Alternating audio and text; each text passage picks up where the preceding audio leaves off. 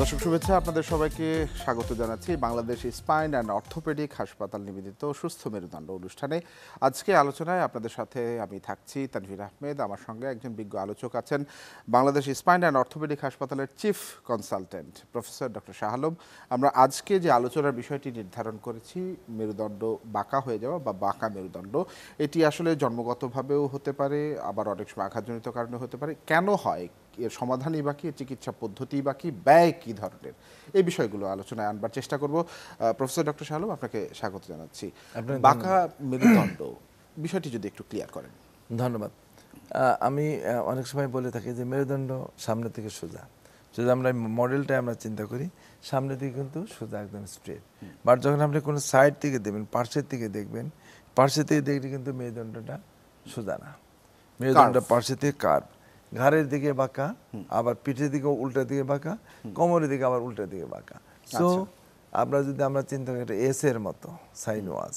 তো এই যে বাঁকা তেরা মেরুদণ্ড পার্শ্বের থেকে বা সামনে থেকে সোজা, এই যে সামনে থেকে যে সোজা, এই মেরুদণ্ড যে কোনো কারণে যে কোনো একটা সাইডে হেলে যায়, সেটা বাম দিকে হতে পারে, ডান দিকে হতে পারে। এই যে হেলে যাওয়া, এটাকে আমরা সাধারণত বাঁকা মেরুদণ্ড বলি, কারণ পার্শ্বের দিকে তাকালে তো সে বাঁকা আছেই। ওইটা নিয়ে আমরা কথা বলছি না, সামনে বাঁকা হয়ে যাবে। এটা কি স্যার মানুষের গঠন প্রক্রিয়া যখন শুরু হয়, মায়ের পেটে যখন থাকে, তখনকার ওই সময়টাতে গঠন প্রক্রিয়াটা সঠিক না থাকলে হয়, নাকি না বয়সের যে কোনো একটা পর্যায়ে হতে পারে? আসছে আপনাকে কারণ যদি আপনি চিন্তা করেন, 70% কোনো কারণ জানা যায় না, আচ্ছা, আননোন ইটিওলজি আমরা বলি, আর বাকি যে 30% বিভিন্ন কারণ হয়। এর মধ্যে একটা আছে যে জন্মগত কি, শুধু আমরা একটা ইন্ডিভিজুয়াল ভার্টিব্রা আমরা চিন্তা করি, কশেরুকা চিন্তা করি, এটা যদি আপনি সঠিকভাবে না হয়, অথবা 3-4টা আলাদা আলাদা হবে, আলাদাই হলো না, একদিকে আলাদা হলো আরেকদিকে আলাদা হলো না, একদিকে অর্ধেক তৈরি হলো আরেকদিকে অর্ধেক তৈরি হলো না, এরকম হলে যেটাকে আমরা বলি জন্মগতভাবে যে হাড়টা সঠিকভাবে ডেভেলপ করে নাই, তৈরি হয় নাই, এটা আপনি জন্মগত ত্রুটি বলবেন। বাকি কিছু আছে বাঁকা হয়ে যাবে কি, যে যেমন মাসেলগুলো আছে, কতগুলো ডিজিজ আছে, মাসেলগুলো সঠিকভাবে হয় নাই, আমরা বলি নিউরোমাস্কুলার। কিছু নিউরো নার্ভের প্রবলেমের জন্য সে তাকে ঠিক ব্যালেন্স, ওই যে বাঁকা, যেখানে বাঁকা থাকার কথা বাঁকা রইল না, যেখানে সোজা থাকার কথা সোজা থাকলো না, একদিকে হেলে গেল। আরেকটা কিছু আছে যেমন আপনার আঘাতের জন্য হইতে পারে কম, বাট মোস্টলি আমরা ধরি জন্মগতভাবে। আরেকটা হলে যে কোনো কারণ ছাড়াই হয়ে গেল। এখানে কি স্যার আমি আপনার সাথে একটু যুক্ত করতে চাই, অনেকে যারা চাকরি বাকরি করেন, অনেকের বসা চলা শোয়া অনেক ধরনের সমস্যা হয়ে যায়, এটাও কি একটি কারণ হতে পারে? বসা শোয়ার জন্য যেটা হয়, ধরেন এরকম বাঁকা খুব একটা হয় না, বাট দেখা যাবে যে তার হয়তো কোনো কারণে আগেই একটু বাঁকা ছিল, কিন্তু একইভাবে বসে থাকতে থাকতে বয়সজনিত পরিবর্তন, যেটাকে আমরা বলি ডিজেনারেটিভ স্কোলিওসিস, হতে পারে, সেটাও হতে পারে। এখন আমরা যদি যেমন এই যে ছবিতে যদি দেখতে চাই, আপনি দেখেন যে বাচ্চা বয়সেই কিন্তু আমরা এই রোগগুলোকে আমরা বেশি দেখি। এবং এই যে আমরা প্রথম এটা ছবি, যে আমরা যে মেরুদণ্ড স্ট্রেট থাকবে, প্রথম দিকে যে ছবিটা দেখেন একদম স্ট্রেট, পরের ছবিটা দেখেন কেমন আস্তে করে যে চুল ওই উপর দিকে একদম মনে একটু বাঁকা হয়ে গেছে চুলের নিচ থেকে।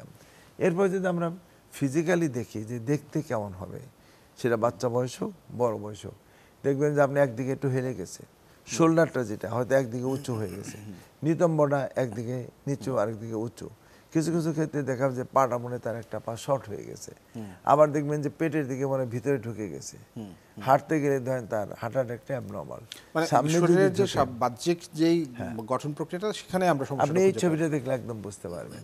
দেখেন একদম প্রথম যে ছবিটা, আবার লাস্টে দুইটা হলো বাচ্চা, মাঝখানে একটু মিডিল এজ, আরেকটা হলো অলমোস্ট অ্যাডাল্ট এজ। আমরা যখন এইরকম মেরুদণ্ডকে দেখি পিছন থেকে, এইরকমভাবে আপনি বাঁকা দেখবেন, একদিকে পিঠটা উঁচু, একদিকে আপনার শোল্ডারটা উঁচু, পেটের ভিতরে মনে হয় আপনার বুকটা মাংসটা সব আপনার ঢুকে যাচ্ছে। আমরা এই রকম অবস্থায় যখন দেখব, এইরকম কন্ডিশনকে বলবো আমরা বাঁকা মেরুদণ্ড। যদি আমরা পরে এক্স রে করি, পরের স্লাইডে যাই, তাহলে আমরা বুঝতে পারবো। দেখেন যে আপনার একদম নিচ থেকে কেমন বাঁকা হয়ে গেছে, এবং এটা কিন্তু একটা 12 বছর বয়সে একটা মেয়ে বাচ্চার এইরকম বাঁকা মেরুদণ্ড। আবার একটা হচ্ছে অ্যাডাল্ট। সো এই যে বাচ্চা বয়সেও হইতে পারে। মেরুদণ্ডটা কি পুরোপুরি সোজা করা সম্ভব? এখন এই যে এটা আমরা আসবো যে একদম ছোট বয়সে ধরেন আমরা সার্জারি না করিয়ে আমরা করতে পারি, আবার যখন বয়স বেশি হয়ে যাবে তখন আমাদের এটা কোনো বয়সের নির্ধারণ সময় সময় আছে, যে 18 বছরের মধ্যে করতে হবে? আমরা হ্যাঁ এটা ডিপেন্ড করে তার কষ্টটা কতটুকু। আচ্ছা, আচ্ছা। এরপরে স্লাইডে যদি আমরা যাই তাহলে আপনি বুঝতে পারবেন যে আমরা কি করি। দেখেন ওইটাকে আমরা একদম স্ট্রেট করে ফেলছি এবং এটা এখন আর কিন্তু তার ওই বাঁকা ওই শোল্ডার যদি আপনি চিন্তা করেন নিচে নিতম্ব, এখন কিন্তু তার ব্যালেন্স হয়ে গেছে, অনেকটাই নর্মাল। সো যদি আমরা আগেরটায় যাই আর পরেরটায় যাই তাহলে কিন্তু আমরা বুঝতে পারবো যে ডিফারেন্সটা কি।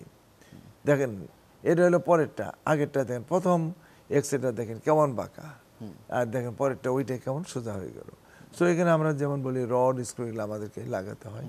এখন যে আমরা কম্পেয়ার করি, ইয়েস এটা আপনি দেখেন প্রথম ছবিটা দেখেন মেয়েটা যেমন মাথাটা সামনের দিকে বাঁকা, পিঠটা কেমন বাঁকা হয়ে গেছে, দাঁড়ানোটা কেমন। এরপরটা দেখেন ঠিক অপারেশনের পর পর তার দেখতে কিন্তু অনেকটাই সে সোজা হয়ে গেছে, ঘাটটা তার সামনে ঝুঁকানো ছিল, এখন কিন্তু অলমোস্ট নর্মাল। এরপরে দেখেন আরও কিছুদিন পরে 20 দিন পরে সে কিন্তু কোনো ওই যে প্রথম দিকে দাঁড়াইছে সে একটু তার সাপোর্ট লাগছে, 20 দিন পরে দেখেন তার দেখতে কতটা সুন্দর একদম স্ট্রেট এবং তার দাঁড়ানো কোনো সাপোর্ট নাই, দাঁড়াই গেছে। এক্সে যদি আপনি কম্পেয়ার করেন দেন কত বাঁকা ছিল, অনেক বাঁকা, আর সেটা একদম অলমোস্ট নর্মাল। সো যদি আমরা কম্পেয়ার করি যে আমরা কেন সার্জারি করব, সার্জারি কি সুবিধা কি অসুবিধা, একদম অবভিয়াসলি তার দেখতে যে মানুষের বাহ্যিক যে আমরা বলি কসমেটিক অ্যাপিয়ারেন্স, ইট ইজ খুব ইম্পর্টেন্ট। প্রত্যেকটা মানুষের চায়, আর এর বাচ্চা বয়সে তো সবাই চায় যে আমি যেন দেখতে সবচেয়ে সুন্দর হই, সে ছেলে হোক মেয়ে হোক। তাহলে এই মেয়েটা তার দেন সাইকোলজিক্যালি তার কতটা সে ডিপ্রেশনে থাকে। এবং যখন মেরুদণ্ডটা বাঁকা ছিল তখন কি তার কোনো পেইন হতো, ব্যথা হতো? হ্যাঁ, এই যে এটা তো তার হাঁটতে চলা, তার দেখতে চলা মানে দেখতে খারাপ, এবং অনেক সবসময় যে ব্যথা থাকে তা না, এইটা পার্টিকুলারলি ব্যথা ছিল।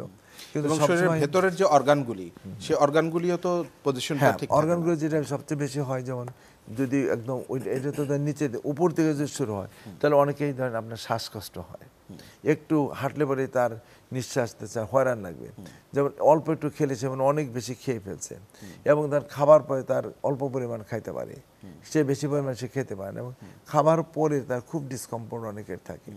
আবার ধরেন দেখা যাবে যে যখন এই অবস্থা যদি থেকে যায়, যখন তার মেয়ে যদি হয় যে পেটে বাচ্চা আসে, বিয়ে হলে বাচ্চা, তার কিন্তু তার ওই জায়গাটা কিন্তু পেটে অনেক কম, স্পেসটা তার নাই, যে কারণে জন্য ধরেন মেয়েদের যখন 12, 13, 14 বছর হয়, আমাদের দেশের তো ধরেন ডায়াগনোসিস তো অনেক সময় হয় না, বা আমরা অত বেশি সিরিয়াসও না, বিশেষ করে যারা একটু অশিক্ষিত বা শিক্ষা দীক্ষা একটু কম তারা তো এটা অত মানে কেয়ার করে না। কিন্তু যখন বাচ্চা 13-14 বছর বয়স হয়ে গেল, যে মেয়েগুলো বিয়ের বয়সে যাচ্ছে, তখন কিন্তু বাবা মা খুব অ্যালার্ট হয়ে যায়। তখন ধরেন মেয়ের তার নিজে একটা সাইকোলজিক্যাল আপসেট, তার বাড়িতে একটা মানে একটা বার্ডেন, মানে অলমোস্ট একটা সোশ্যাল বার্ডেন, এটা সামাজিক। তার মানে অল্প বয়সে যদি বিষয়টাকে ডায়াগনোসিস করা যায় সেক্ষেত্রে মানে পুরোটাই আসলে কিওর করা অনেক সম্ভব। অনেক আমরা একটু এই বিষয়ে একটু বিস্তারিত আলোচনা করতে চাই। চিকিৎসা পদ্ধতি নিয়ে আপনি বলছিলেন স্ক্রু সহ, আমরা যে এক্সরেতে যে বিষয়গুলো দেখলাম এই বিষয়গুলোতে একটু যদি বিস্তারিত আলোচনা করেন। এখন হলো এটা ডিপেন্ড করে যে ধরেন কতটুকু আপনার বাঁকা হয়েছে, কারণ এটা একটা খরচের প্রশ্ন আসে। আমরা যে জিনিসগুলো লাগাই, তার আগে একটু জিজ্ঞেস করতে চাই, এটা কি পুরোটা ওপেন করে আপনারা সার্জারি হ্যাঁ করেন? এটা ওপেন করতে হয়। আচ্ছা, এটা ওপেন করতে হয়, আমরা করি কিছু কিছু ক্ষেত্রে, যে ওপেন না করেও করা যায়, এটা স্টেজ আছে। যদি খুব একদম বাচ্চা বয়সে আর্লি স্টেজ হয়, বাঁকাটা ধরেন আমরা ম্যানুয়ালি আমরা চেক করে দেখি যে এটা মানে ফ্লেক্সিবল সফট, যে বাঁকা হয়েছে বাট এটা স্ট্রেট করা যায়, তাহলে কিন্তু অনেক সময় কম কাটাকাটি করে আমরা এটা করতে পারি, মেশিনের সাপোর্টে দেখে করা যায়। কিন্তু যখন এটা অনেক বেশি বাঁকা, অনেক বেশি শক্ত হয়ে গেছে, এবং এই বাচ্চাটা যদি দেরিতে প্রেজেন্ট করে, একটু ম্যাচিউরড বোনস, তখন কিন্তু ধরেন আপনার এটাকে ওই রকমভাবে কম কাটাকাটি করে করার সুযোগ কম থাকে। আরেকটা জিনিস যেটা আমরা বলতে চাই যে আমাদের তো অনেক ক্ষেত্রে সার্জারি লাগেও না, যদি আমরা আর্লি স্টেজে যখন খুব ফ্লেক্সিবল সফট আছে, সেই ক্ষেত্রে কিন্তু আমাদের একদম ব্রেস বলি খাসার মতো, এই ধরনের ব্রেসগুলো যদি আমাদের ব্যবহার করা যায়, তাহলে কিন্তু অনেক ক্ষেত্রে ধরেন আপনি সার্জারিটা ওয়ার্ল্ড ওয়াইড চিকিৎসা পদ্ধতি কি একই রকম? বাংলাদেশের সাথে যদি আমি আমাদের পার্শ্ববর্তী দেশ ভারত সহ ইন্দোনেশিয়া, সিঙ্গাপুরের সাথে যদি তুলনা করি, অনেক অনেক গুরুত্বপূর্ণ একটা মানে ইস্যু। ধরেন আমরা যে টাকায় যে অপারেশন করি, এটা তো ধরেন ইন্ডিয়া বা যদি সিঙ্গাপুর বাংলাদেশ অনেক অনেক কম। ধরেন আমাদের এরকম একটা অপারেশন করতে হাইস্ট হয়তো আমরা যদি খুব ভালো জিনিস দিয়ে করি 6-7 লাখ টাকা লাগবে হাইস্ট, যেটা আমাদের এখানে 7 লাখ টাকা লাগবে একই চিকিৎসা। ইন্ডিয়াতে ধরেন 15-20 লাখ টাকা লাগবে এটা, আর এটা যদি আপনি সিঙ্গাপুর ব্যাংকক 40-50 লক্ষ টাকা লাগবে। আমরা কিন্তু এগুলা 6-7 লাখ টাকা দিয়ে আমরা করি না, আমরা হাইস্ট ধরেন 3 লাখ, হাই 4 লাখ, এর মধ্যে কিন্তু আমাদের চলে যায়। 2.5-3 সবচেয়ে বেশি, যেটা একটু বেশি পরিমাণ থাকবে সেটা ধরেন হলো 4 লাখের মধ্যে সব কমপ্লিট হবে। ওয়ারেজ এই জিনিসে যদি ধরেন আমাদের দেশে কোনো কর্পোরেট হসপিটাল করেন ডাবলের বেশি যাবে। জি, আমরা আরেকটু আলোচনা করব এই বিষয়ে বিস্তারিত, একটু বিরতির সময় হয়েছে। দর্শক, আপনারা দেখছেন বাংলাদেশ স্পাইন অ্যান্ড অর্থোপেডিক হাসপাতাল নিবেদিত সুস্থ মেরুদণ্ড। একটা বিরতি নিয়ে ফিরছি একটু পর, সঙ্গেই থাকুন।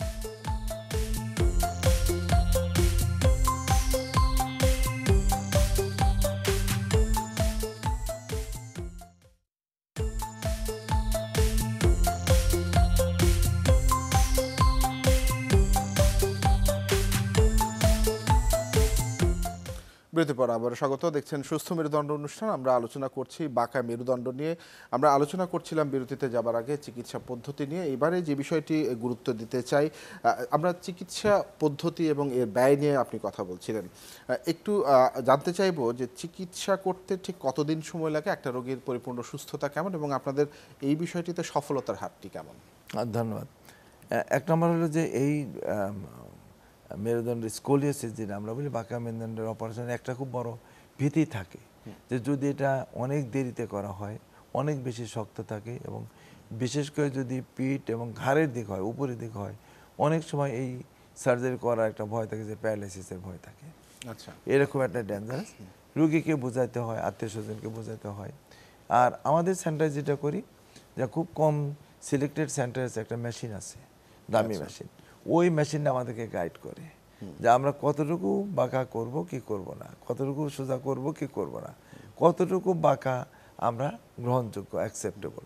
ওই মেশিনটার গাইড করলে সুবিধা যে না, তাকে অ্যাটলিস্ট আমরা ড্যামেজ করলাম না, সো তাকে ক্ষতি না করে যতটুকু সোজা করা যায় করা যাবে। এই মেশিনটা আমাদের এখানে আছে। এইটাও ধরেন একটা পার্ট, এই জন্য যে যেহেতু এটাকে ইউজ করতে হয়, ওটার জন্য আবার খরচও বেড়ে যায়। আর আপনার যেটা হলো যে স্ক্রুগুলো বিভিন্ন দেশের বিভিন্ন দাম। আমরা মোস্টলি ইন্ডিয়ান জিনিস ব্যবহার করি, একটু দাম কম, কিন্তু এইটা যদি আমরা আমেরিকান জিনিস ব্যবহার করি কয়েক গুণ বেশি, যে কারণের জন্য এই খরচটা আপনার একটু তারতম্য হয়ে যায়। মানে কোন দেশি স্ক্রু আমরা ইউজ করি। সময় যেটা বলছেন, যত আর্লি করা যায়, যদি ধরেন একটা ইন্ডিকেশন যে কতটুকু বাঁকা থাকলে আমরা সার্জারি করব, যখন তার সার্জারি করা ইন্ডিকেশন হয়ে যায় যে এখন তার সার্জারি করার মতো বাঁকা হয়ে গেছে, তাহলে আর্লিতে করলে এটা ভালো। কারণ আপনি বাঁকাটাকে, নরম হাড়টাকে সোজা করে দিলে ও ওর মতো গ্রো করতে থাকলো। এখন প্রশ্ন আসে যে আমরা কতদিন তাকে শোয়ায় রাখবো, কতদিন তাকে পরে হাঁটতে দেবো। এটা অপারেশনের টাইমটা আসলে কতটুকু, আপনাদের টাইম ফ্রেমটা যে কয় ঘন্টা লাগে? জি জি। ও আচ্ছা, ধরেন আমরা যখন প্রথম দিকে করছি 13-14 ঘন্টা লাগতো। এখন তো ধরেন আমাদের 3 ঘন্টা 4 ঘন্টার মধ্যে, যত বড় কেস 3-4 ঘন্টার মধ্যে আমাদের অপারেশন শেষ হয়ে যায়। আচ্ছা, তো এখন হলো যে এটা আমরা এই মজার জিনিস হলো যে এখন তো আমাদের ইনস্ট্রুমেন্টাল সাপোর্ট আমাদের অনেক বেশি। যেমন আমার সেন্টারে অপারেশনের ক্ষেত্রে তো রোগীদের একটা ভয় কাজ করে, আর সেক্ষেত্রে যদি ছোট বাচ্চা হয় সেক্ষেত্রে তো অভিভাবক অনেক বেশি অনেক অনেক ভয়। যেমন আমরা পরশুদিন একটা কেস করছি, আমার প্রায় 6-7 ঘন্টা লাগছে, ভেরি কমপ্লেক্স। মানে এটা আমরা বলছিলাম তখন বাচ্চাটা হাঁটতে পারতো, এখন সে আসছে অলরেডি, যেটা বললাম যে সার্জারি করতে গেলে প্যারালাইসিস, ও যখন প্যারালাইসিস হয়ে গেছে তখন নিয়ে আসছে। সে এখন নিজে আর হাঁটতে পারে না। প্রথম থেকে আমি তাকে বলছিলাম যেটা কিন্তু শুরু হয়ে যাচ্ছে, এই অনেক জায়গায় ঘুরে তার কি মাথায় কি ঢুকছে, বাজার দেখছে। এখন এই যে 3-4 ঘন্টা বা 6 ঘন্টা একটা অভিজ্ঞতার কথা বলছেন আপনি অপারেশনের, সেক্ষেত্রে অভিভাবকরা তো অনেক বেশি দুশ্চিন্তা করেন, বা বড় মানুষরাও কিন্তু একটা সার্জারির কথা শুনলে অনেক বেশি দুশ্চিন্তা করেন। সেই জায়গা থেকে আপনারা কোনো পদক্ষেপ নেন না, কিনা? পদক্ষেপের মধ্যে যেমন আমার সেন্টারে একটা আলাদা সেট আপ আছে, যে আমরা ধরেন এই অপারেশনটা যখন করব, রুগীর আত্মীয় স্বজনকে রিল্যাক্স মোডে আমরা বসায়া, আগে একটা রুগী অপারেশন করছি, আমরা কি করব, এগুলো আমার সব ছবি ভিডিওগুলো আমি দেখাই। আচ্ছা, তাকে এনশিওর করার জন্য। রক্তপাত, ভয়, রক্ত তো লাগেই, অনেক সময় লাগে, সেগুলো আমরা তাকে এনশিওর করি। আর মজার জিনিস হচ্ছে এই সার্জারি করার পরের দিন থেকে তো রুগীর আপনার ধরেন দাঁড়ানো হাঁটানো সব হয়। কেমন সময় লাগে এটা? যেমন আমরা মানে কি মানে দাঁড়ানোতে ধরেন আজকে করলাম, তার ব্যথা কমে গেলে আমরা তো ওষুধ দিয়ে থাকি, ধরেন আজকে বিকাল, আমি তো সন্ধ্যা বিকালে বা রাতে, পরের দিন সকালে রুগী দাঁড়াবে, বসবে, হাঁটবে সব। যেমন আমরা যেরকম যে 5-6 ঘন্টার যে বাচ্চাটা আমরা অপারেশন করছি, আমি আরো ভয় ছিলাম যে ওর যেরকম কমপ্লেক্স ডিফর্মিটি, এবং অলরেডি ও প্যারালাইসিস হয়ে গেছে, খালি একটু অনুভূতিটা ছিল, আমরা ওইটুকু হারাইলাম কিনা। যদি আমাদের মেশিন ছিল আমরা করলাম, আলহামদুলিল্লাহ। সে কিন্তু এখন বাচ্চা, কালকে আমি পরশুদিন করছি, কালকে বাচ্চা গিয়া বসা দেখছি, তার সুন্দর অনুভূতি দিলেই সে একটু নাইতে পারে, ইজ ফাইন। তো ধরেন অডিট যেটা, তার প্যারেন্টসরা তো থাকবেই, বাবা মা, কিন্তু আমরা যারা করি সার্জন আমরা কিন্তু অনেক অনেক টেনশনে থাকি। অনেকে এটা মনে করি ডাক্তারদের তো কোনো টেনশন নাই, করলো অপারেশন করলো না। আপনি মানে বিশ্বাস করবেন না, যদি যেমন আমি স্কোলিসিস সার্জারি যেদিন করি আমার অনেক বাসার বড় দায়িত্ব একটা নিতে আমার হয় বাসার কাঁধের উপর। লোকজনও জানে যে আজকে একটা অনেক বড় অপারেশন হবে, কারণ ওইটা করার জন্য অন্য কাজ আমরা কমাই নিয়ে রিল্যাক্স মোডে, যাতে আমাদের কোনো তাড়াহুড়া না থাকে, সময় দিয়ে মানে এবং নিখুঁতভাবে মেরুদণ্ডের করার সাথে জন্য। অনেকগুলো নার্ভও কিন্তু এই জড়িত, যে খুব স্পাইনাল কর্ড sensitive খুব জিনিস। ডেঞ্জারাস, যে কারণের জন্য যে আমাদের রোগীর আত্মীয় স্বজন তো ভয় তো থাকবেই, তার বাবা মা আত্মীয় কাছের লোকজন, কিন্তু যে টিমে যারা আমরা কাজ করি আমরা কিন্তু অনেক অনেক টেনশনে থাকি।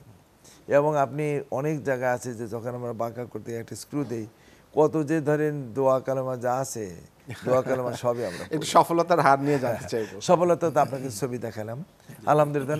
বাংলাদেশে আমাদের সেন্টারের চেয়ে বেশি এই অপারেশন কেউ এখন পর্যন্ত নাই। আমাদের প্রায় নিয়ার টু 200 কেস আমরা অপারেশন করছি, এবং এইটা আমরা দেশ বিদেশে আমরা দেখাই। যেমন আমি এই মাসের 27 তারিখে আমি ইন্দোনেশিয়াতে যাব, সারা ওয়ার্ল্ডের ধরেন এই স্পাইনের অ্যাডভান্স যে কাজগুলো হয় সেখানে ধরেন করবো। আমার একটা 2টা লেকচার আছে, তার মধ্যে এটা আমরা দেখাবো। সো সফলতা তার মানে আলহামদুলিল্লাহ, ওয়ার্ল্ড ওয়াইড এখন অনেক কিছুই শেয়ার করার একটা সুযোগ আলহামদুলিল্লাহ। আমরা তৈরি যদি হয়ে এটা গেছে। কম্পেয়ার করি নিয়ার বাই কান্ট্রি, ইন্ডিয়া বলেন, ব্যাংকক, সিঙ্গাপুর বলেন, তাদের চেয়ে কোনো অংশেই আমরা এখন আর কম নাই, পিছিয়ে নাই। কারণ আমরা we know the technique, we have the technology, we have the instrument, so আমরা জানি। এবং তার আমরা মানে শুধু আপনারা তাই এখন না, অনেক বেশি স্বয়ংসম্পূর্ণ এবং অনেক বেশি আত্মবিশ্বাসী। আমার যে হসপিটাল এখানে তো ধরেন আমার একটা বিগ স্ট্রং টিম আছে। বাংলাদেশের কোথায় গভর্নমেন্ট সেক্টর বলেন, প্রাইভেট বলেন, কোথায়ও আমরা একদম টিল নাও আমরা গর্বের সাথে এবং আমরা জোর গলায় বলতে পারি যে আমার সেন্টার যে স্পাইন অ্যান্ড অর্থোপেডিক হসপিটাল, এবং আরও জেনে খুশি হবেন এটা কিন্তু ইন্টারন্যাশনালি রিকগনাইজ সেন্টার। আন্তর্জাতিকভাবে বাইরের ডাক্তার সেখানে ট্রেনিং করে। একই সাথে আমার দেশে এখন আমার 2টা ছেলে, একটা সরকারি আর একটা বেসরকারি, ওরা আমার এখানে ট্রেনিং করতেছে, ফেলোশিপ। সুতরাং আমাদের এই সেন্টারটাকে আমরা এটাই বলতে চাই যে বাংলাদেশের স্পাইনের যত কাজ যত জায়গায় হোক, দ্যাট ইজ আপনাদের সফলতাটা অনেক বেশি অনেক প্রশংসনীয়। জি, অনেক ধন্যবাদ প্রফেসর ডক্টর শাহ আলম সময় দেবার জন্য। দর্শক, আপনাকেও ধন্যবাদ। আমরা কথা বলছিলাম বাংলাদেশ স্পাইন অ্যান্ড অর্থোপেডিক হাসপাতাল নিবেদিত সুস্থ মেরুদণ্ড অনুষ্ঠানে বাঁকা মেরুদণ্ড নিয়ে। নিশ্চয়ই আপনারা উপকৃত হবেন। সঙ্গে থাকা আপনাদের সবাইকে অনেক ধন্যবাদ।